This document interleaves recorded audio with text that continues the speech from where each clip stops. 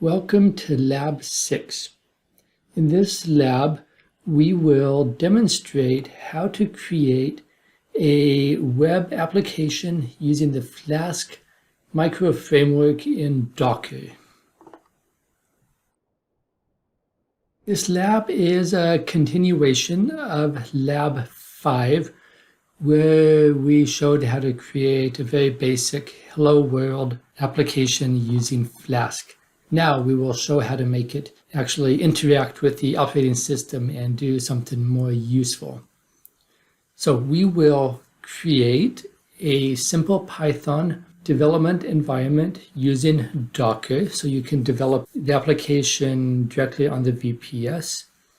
We will show how to use Docker Compose to define a volume to create a separation between the code files and the platform environment. And then we will demonstrate how to develop the Flask web app by going through the entire process. So the first thing we need to do is to copy our Hello World Python Docker file. We can look at this from Lab 5. And it's right there. We'll just open it up just to take a quick look at it. Okay, good. So we will copy this recursively. So copies the folder and all the files. We will copy it to a folder called Flask dev image. We will then build an image using this Docker file. Let's make one quick change to our Docker file. This isn't a Hello World Python image. This is a Flask development Python image. So we will then build it using the tag Python Flask dev. So Docker build Python Flask, tag it with a dev.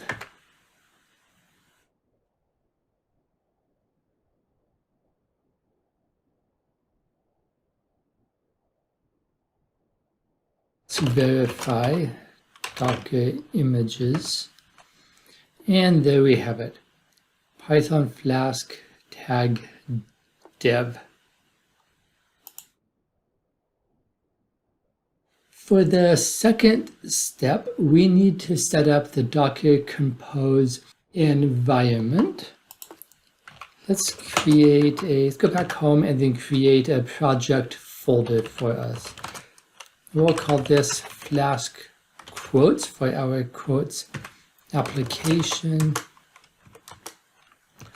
And then we need a Docker Compose file. Let's create an empty one using touch. And there it is, it's empty. I'm going to do probably most of the work in a MobileXterm's file editing environment. It's pretty basic, but it will give us what we need for a simple project. Let's open the Docker Compose file.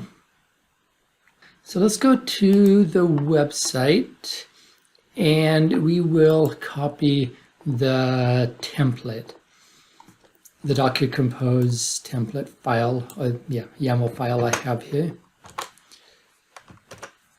Two pieces of information that we need. The volume locally will be quotes app. We need to know what that will map to inside of the running container, and also the port. So let's go back to our Docker file, Flask dev image, and look at what we have here to get that information. Inside of the running container is going to be using folder app. So we'll map this to app, and then we need to look at what port the Python application will use to save the files, which is port 5000. So we'll replace that, 5000, save it.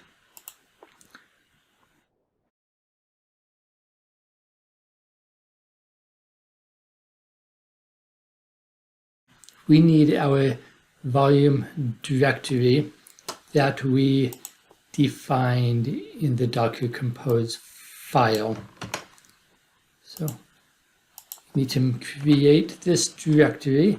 Then we will copy from the Flask dev image the index file to the quotes app.